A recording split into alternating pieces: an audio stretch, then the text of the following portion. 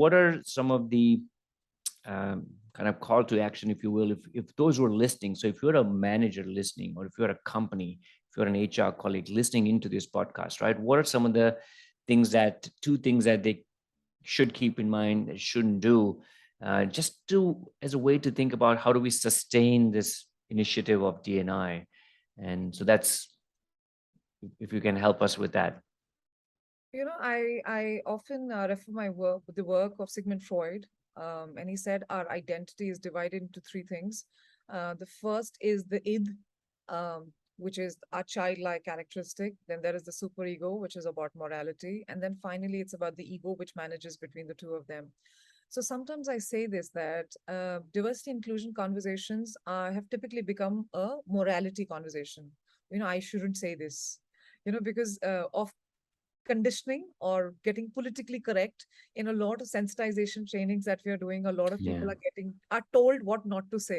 I once worked with an organization and they almost had a what not to say series to what should you not say to someone who wears a burqa, what And should it's you even important, because if you don't, there's a there's a huge something will happen and the media will come to you and God knows yeah, it. absolutely. So they're getting trained to what not to say, but I'm thinking a lot of this is just morality. Yeah. It's not the reality. Yeah. And I think the reality will only come unless people take it upon themselves to say, what do I really want to do? So again, I'm going back to the power of why. What is in it for me? And why should I really care?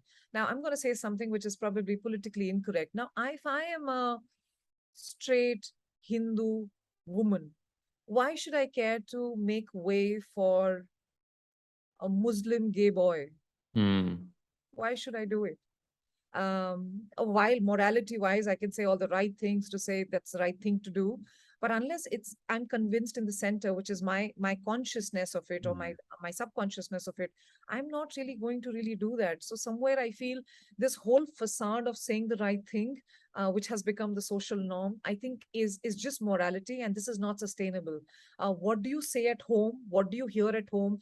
What do you see when promotions are being given? Now, are you the kind of organization who is giving promotions to even people, women on maternity?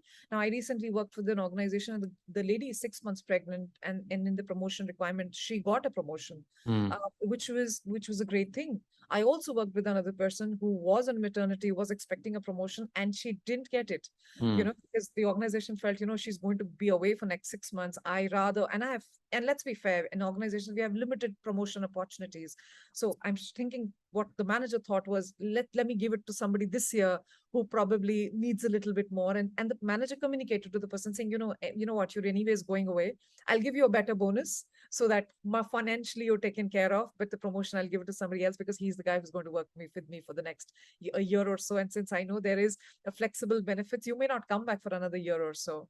So I think these are some of the conversations that are really important. Can HR do it alone? Probably they can't. Somewhere business leaders need to really do it. And for that, again, business leaders have to align to it. It's just not morality. Do you feel it in reality? I think that becomes really important.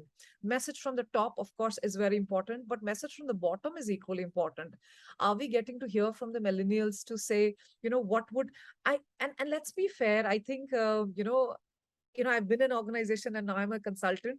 And sometimes I think the organizations are trying too hard. They're doing so much work from home. They have these fancy cafeterias. And sometimes I wonder if we had got all that, I would have given my kidney to the organization. Somewhere I feel that, but these are more frivolous. But I Yeah. also understand context has changed. Yeah. Some of these things which were a luxury for us have become a necessity today, and people can't live without it.